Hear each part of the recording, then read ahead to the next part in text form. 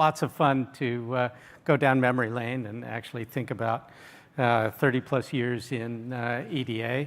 And now, I'm not sure so much it's EDA right now, although I am with Synopsys, but focused a lot on software development, which is not traditionally EDA. And that's what I'll be talking about today, Synopsys solutions for software development on Andes processors. So first, some of you, if you've been coming to these Andes events, may have seen me before up on stage here giving talks. Imperis was Andes Partner of the Year for 2023, but Imperis was acquired by Synopsys 6 months ago. Actually, it'll be 6 months on Thursday. And so from being in a startup for a long time, part of the founding team at Imperis in 2007, and actually it's been 25 years since I was with a company bigger than 300 people, and now Synopsys is a big company, 21,000 people. But it's interesting because it's got the resources. RISC-V is a real opportunity, and it's a growing market and a growing community. And so with Synopsys, we have resources to go and attack all the problems, all the issues, and all the wonderful things happening in RISC-V. So today, talking about software, I want to talk about software development challenges, simulation-based solutions to attack software, and then also hardware-based solutions. I've got a case study that I want to bring up, and then we'll wrap this thing up. So let's start with software development challenges. And I think you've seen the pull-up banner outside. There's been video inside talking about the Meta MTIA SoC. But here, if we think about this, probably a lot of us in the room are hardware folks. But what we've found in the last 10 years, 20 years, is that software drives differentiations in products. Actually, I've got a slide sitting around somewhere that has gravestones of hardware companies that didn't pay attention to how their customers were going to enable software, were going to port software onto this really cool hardware that they were developing. So on the software side, we have operating systems and drivers, typically running on some sort of application processor. There's software or SoC management software, typically running on a microcontroller. There's accelerator software, and here's where the Meta MTIA comes in. This is, for example, AI ML inference engine, typically running on some sort of multiprocessor or many processor subsystem like the Meta MTIA. And then there can be applications running on Linux. And so all these things can come up in your critical path, and they have different requirements. So how do we go and address these? And what are the specific challenges? So if we look at challenges, shifting left, starting software development earlier is one of the key challenges, because obviously we want to do that. We want to accelerate the project. And if the software is the critical path, then starting earlier is, of course, going to help us get to completion sooner. We want to be able to do architecture optimization. And this is a little bit different. So I've been talking about software development and how Synopsys tools enable that. When I talk about architectural optimization here, one of the cool things about RISC-V, and Andes supports this with their ACE and Copilot, is that you can add custom instructions. And so being able to add those custom instructions, not in the sense of accelerating a pipeline, but actually in optimizing a specific application so that you can create a domain-specific processor. That's the cool thing here. And so you want to be able to run actual software workloads and do architectural optimization. Then on the software side, you want to be able to do debug, including having controllability, visibility, repeatability. You want to do now software optimization. So going back to, for example, the AI/ML accelerator, you've got these AI algorithms that are out there. But now you've got this unique hardware that you've developed, this array of processors sort of thing. And so how do you optimize that algorithm to take advantage of the cool hardware that you've developed? And then the last thing, I started here talking about shift left and getting your software development started earlier. But actually, you want to be able to, even after you have silicon, you want to be able to continue to test, continue to iterate your software, being able to fix bugs and other things. And so taking a page from enterprise software, we see in our industry, we see a trend towards doing continuous integration, continuous deployment, CI/CD methodology, so that you're always testing and always ready to build a new release for your customers. Actually, internally, that's what we've been doing on the Empirist side for years now. We have, I don't know, when we build models, it's something like 25,000 tests that are run in about 5 minutes to do testing before developers check in. So this is standard methodology. So these are the software development challenges that we want to go and address. And let's start with simulation-based solutions. And what I'm talking about here are tools that can take the actual binary that you would run on your hardware, but execute it in software. At Synopsys, we've got 2 different virtual prototyping solutions, software simulation solutions.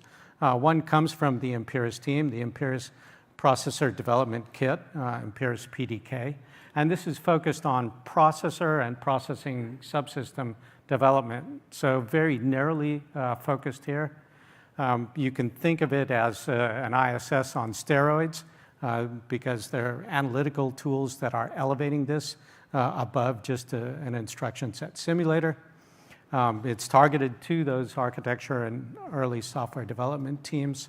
And as far as the processing subsystem or a processor-centric subsystem, we're thinking again about that AI accelerator use case. And the Empirist FPM, the Empirist Fast Processor model, is the underlying CPU model used for RISC-V in this situation. The second solution, the second virtual prototyping solution in the Synopsys portfolio is Virtualizer. Virtualizer has been part of the Synopsys portfolio for about 14 years now, I believe. It's a System C based tool. It's supported with a System C modeling library. Actually, Synopsys has the largest peripheral model library, System C model library in the industry. It's targeted to full software development and test teams. So it's got that CI/CD support.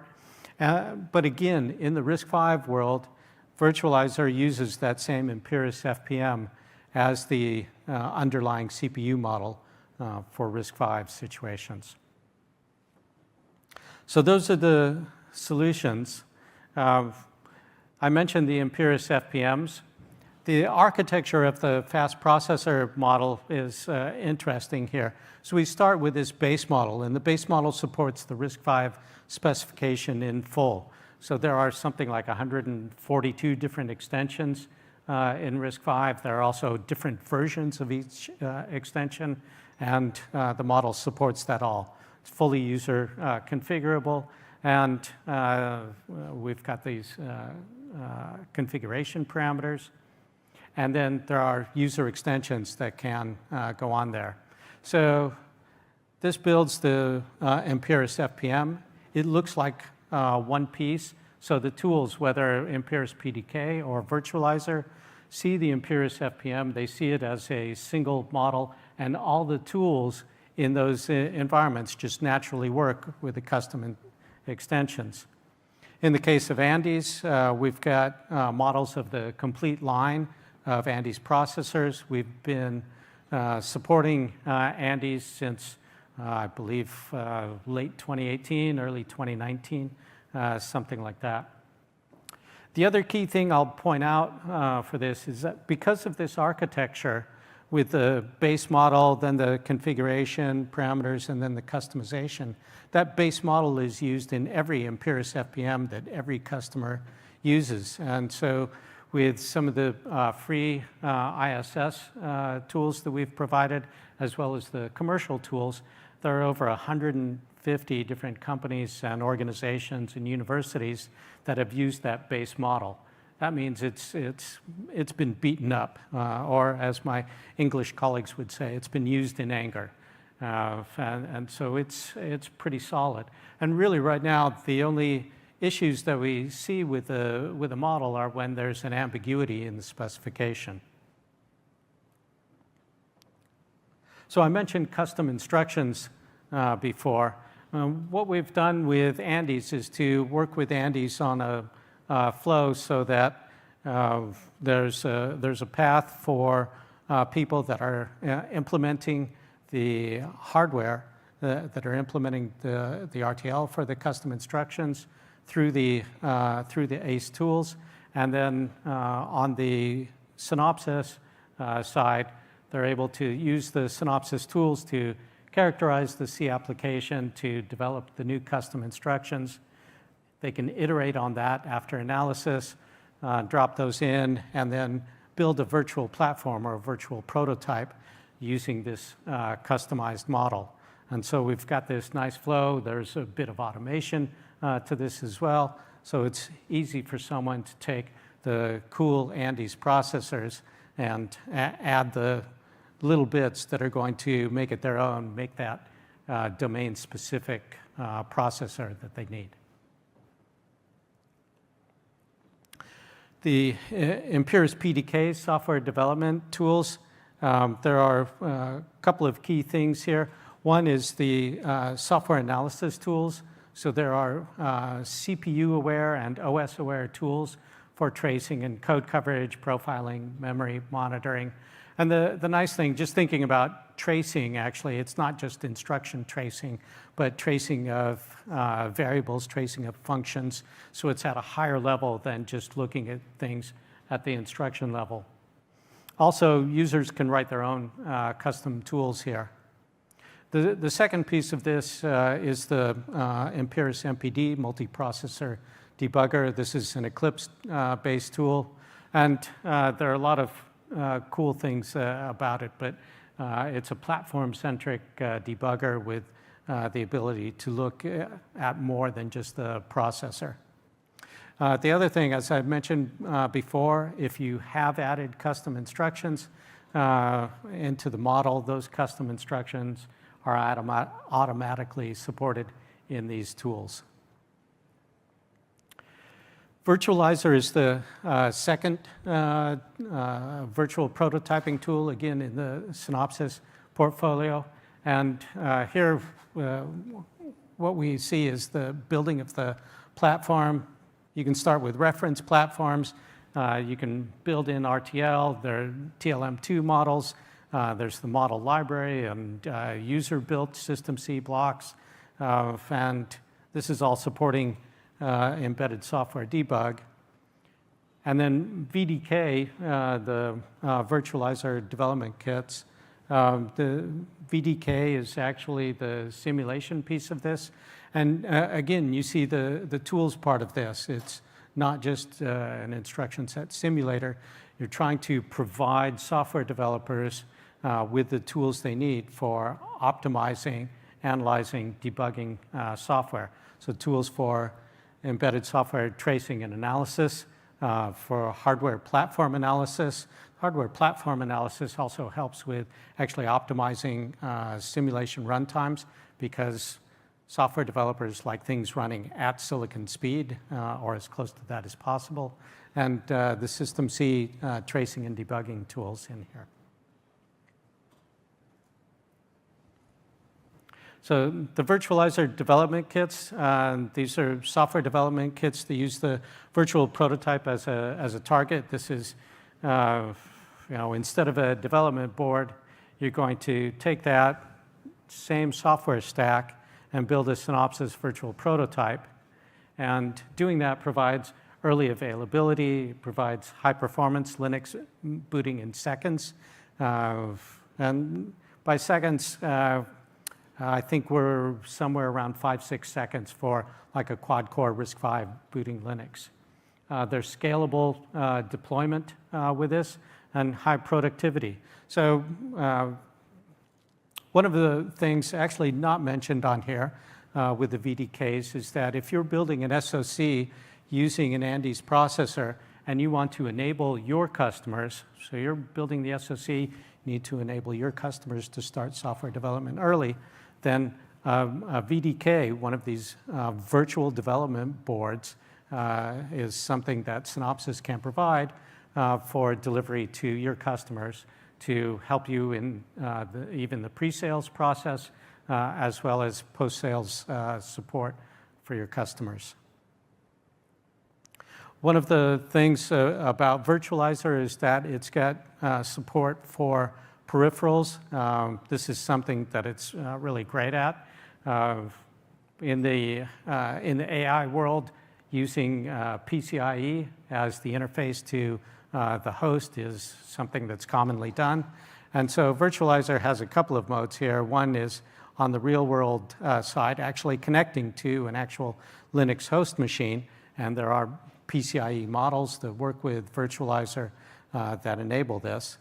But sometimes you can also use a virtualized host machine and do this all completely in the virtual world. And Virtualizer is going to support that. So that was simulation-based solutions, hardware-based solutions now. So one of the cool things here is that with Synopsys, we have both FPGA prototyping solutions, the HAPS tool, and ZeBu emulation solutions. ZeBu is commonly used for early software bring-up and hardware-software co-verification. HAPS is more of a software prototyping solution.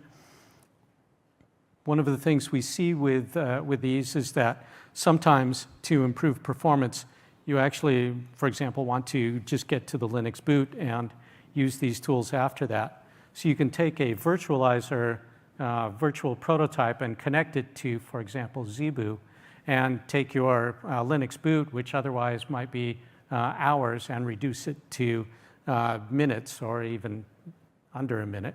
And with that hybrid simulation emulation, accelerate your software development. So the Synopsys hybrid solutions enable these different use cases for architecture and performance analysis, for early driver, firmware, application development, and also software-driven system validation with real-world I/O, because these are hardware they can connect to other real-world devices quite easily. Let me throw in one case study here before I finish up. So let's go back to that AI ML example, software development, optimization, and test on an SoC. This is an SoC similar to what we've seen with the MTIA, with more than 150 cores. Actually, an Andes customer with RISC-V cores, a mix of scalar and vector processors, microcontrollers, and application processors. Processors are used for AI ML, for running OS, for the SoC functions. The platform simulation runs at over 500 million instructions per second. So this is running at a speed that is interesting to software developers. It's architected so that it can run the full platform or subsets for different tasks. It's a full CI/CD environment. It runs the real software, the production binaries. Again, used for software development, optimization, and test. Cool thing here is that the software for the first generation SoC was up and running in this Imperius virtual platform environment, virtual prototyping environment, 1 year before RTL tape-out, and then the software ran within days of first silicon in the lab. And now they're running virtual prototypes, combining multiple SoCs, not just a single SoC, with something like 1,000 cores in the simulation. And they're going to be scaling by about 10x. So this is real data center application. So as my time's up, I ought to sum up. Software is the critical path. Synopsys, we've got simulation-based solutions, hardware-based solutions. These two tools, sets of tools, are complementary tools for software developers. And at Synopsys, at Imperis, we've been partnering with Andes to support users of the Andes processors for over 5 years now. Thanks very much.